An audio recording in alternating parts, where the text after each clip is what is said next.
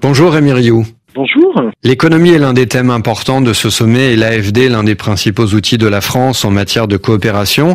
Votre agence est une vieille dame qui a été créée en 1941. À quel point a-t-elle besoin, elle aussi, du renouvellement de logiciels que l'Élysée dit vouloir initier avec ce sommet? On est porté évidemment par le rajeunissement, la relance de notre politique en direction de l'Afrique qui a commencé, vous le savez, à Ouagadougou le 28 novembre 2017. C'est en cours, très très profondément. Vous savez, la maison a doublé de taille en fait depuis mon arrivée il y a 5 ans. On a un afflux de jeunes collègues issus pour beaucoup d'ailleurs de la diversité, beaucoup de cadres locaux. Puis on rend la maison de plus en plus agile, capable de financer des contreparties, des clients, des partenaires de plus en plus divers, non seulement les gouvernements, mais plus intéressant, c'est la thèse de Montpellier, les autres acteurs des sociétés civiles. Plus largement, je dirais, il faut qu'on renouvelle le discours. Je pense qu'il faut qu'on arrête de parler d'aide publique au développement. Il faut qu'on arrête parfois ce soupçon qui pèse sur les professionnels de ces métiers. La façon dont ce sommet va avoir lieu, qui est très unique, va permettre cela et nous permettre de basculer dans une autre époque. L'aide publique au développement, c'est un concept dépassé maintenant? Vous savez, c'est un concept qui est né avec la loi de fer, avec l'indépendance. Nos partenaires sont un peu lassés qu'on parle d'aide.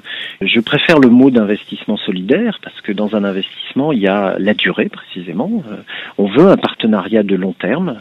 Dans l'investissement solidaire, il y a le respect. Il y a l'idée qu'il y a un retour, il y a l'idée qu'il y a un résultat, il y a l'idée que quelque chose change. Et puis, dans la notion d'investissement solidaire, il y a aussi l'idée d'un dialogue. Alors, concernant ces principes que vous énoncez, Rémi Rioux, Mediapart et Disclose publient actuellement une enquête sur le fonctionnement de votre agence. Ces deux médias notent la part importante des financements AFD accordés aux entreprises françaises. Est-ce que c'est un choix assumé ou est-ce que vous y voyez quelque chose à faire évoluer? Je suis frappé par le décalage qui existe finalement entre la tonalité et le contenu, à dire vrai, de ces articles.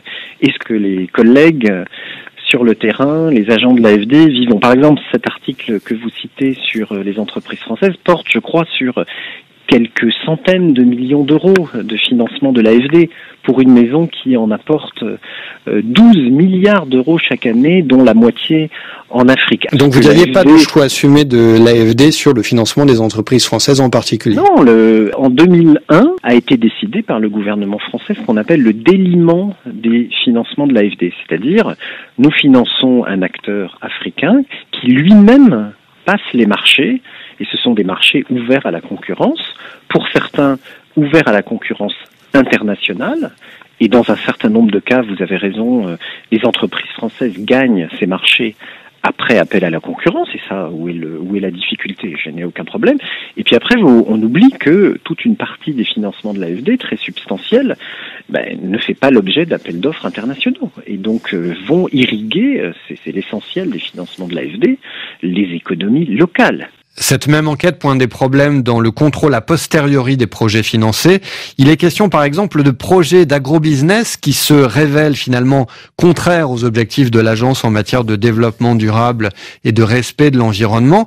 Qu'est-ce que vous répondez sur ce point précis du contrôle a posteriori ? Alors je réponds que l'évaluation des projets de l'AFD est très régulière. 45% des projets sont évalués de façon indépendante.